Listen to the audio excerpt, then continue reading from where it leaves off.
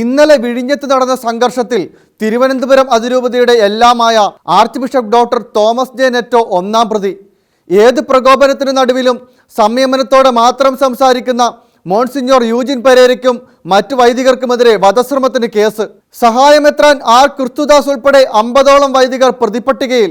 Arch ബിഷപ്പും വൈദികരും ചേർന്ന് ഗൂഢാലോചന നടത്തിയത്രേ. വൈദികർക്കെതിരെ കലാപാഹ്വാനത്തിനും കേസുണ്ട്. 9ഓളം കേസുകളാണ് വിഴിഞ്ഞം സമരസമിതിക്കെതിരെ പോലീസ് എടുത്തിരിക്കുന്നത്. അതേസമയം കല്ലെറിഞ്ഞും വൈദികരെ അസഭ്യം പറഞ്ഞും വടികൊണ്ടാക്രമിച്ചും അക്രമത്തിന് ബോധപൂർവം കരുനീക്കിയവർക്കെതിരെ പേരിനൊരു കേസ്.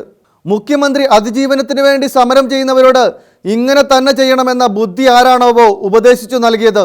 ഇത്ര ലാഘവത്തോടെ വകതിരിവില്ലാതെ ഈ വിഷയത്തെ കൈകാര്യം ചെയ്യുന്ന സർക്കാർ തീ കൊണ്ടാണ് കളിക്കുന്നത്. മത്സ്യത്തൊഴിലാളികളുടെ എല്ലാമാണ് അവരുടെ പിതാവ്. സംഭവസ്ഥലത്തില്ലാത്ത അവരുടെ സ്വന്തം പിതാവിനെ ഒന്നാം പ്രതിയാക്കി കൊച്ചുപിതാവിനെയും വൈദികരെയും കൂട്ടുപ്രതികളാക്കി കേസെടുക്കാൻ മാത്രം വിവരമില്ലാത്തവരൊന്നുമല്ല ഇവിടെ ഭരണം നടത്തുന്നത്. സർക്കാർ തന്നെയാണ് കലാപം പ്ലാൻ ചെയ്തതെന്ന് ചിന്തിക്കേണ്ട അവസ്ഥയിലേക്കാണ് കാര്യങ്ങൾ നീങ്ങുന്നത്. വിവേകത്തോടെ പ്രവർത്തിച്ചാൽ സർക്കാരിന് നല്ലത്. അതല്ല, പണം കൈപ്പറ്റി കൊട്ടേഷൻ എടുക്കുന്നവരെ പോലെ സർക്കാർ പെരുമാറിയാൽ ഈ നാടിനെ കലാപഭൂമിയാക്കി മാറ്റുന്നതിൻ്റെ തീരാക്കളങ്കം നിങ്ങളെ വേട്ടയാടും. വിഴിഞ്ഞത്തെ മത്സ്യത്തൊഴിലാളികളെ പ്രകോപിപ്പിക്കരുത്.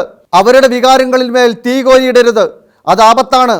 മുൻ അനുഭവങ്ങളിലൂടെ മത്സ്യത്തൊഴിലാളികളെ നന്നായി അറിയുന്നവർ ഈ കളിക്കിറങ്ങിയെങ്കിൽ അത് അറിഞ്ഞുകൊണ്ട് തന്നെയെന്ന് കരുതേണ്ടി വരും. അമിതാവേശം ആപത്താണ്. പ്രിയ മത്സ്യത്തൊഴിലാളികളോട് ഒരു വാക്ക്: നിങ്ങളെ പ്രകോപിപ്പിച്ച് കലാപമുണ്ടാക്കി നിങ്ങളെ നശിപ്പിക്കാൻ ചിലർ തന്ത്രങ്ങൾ മെനയുകയാണ്. ആ തന്ത്രങ്ങളിൽ നിങ്ങൾ വീഴരുത്. എത്ര പ്രകോപനമുണ്ടായാലും ആത്മസംയമനം തുടരണം. അന്തിമ വിജയം സത്യത്തിൻ്റെതായിരിക്കും.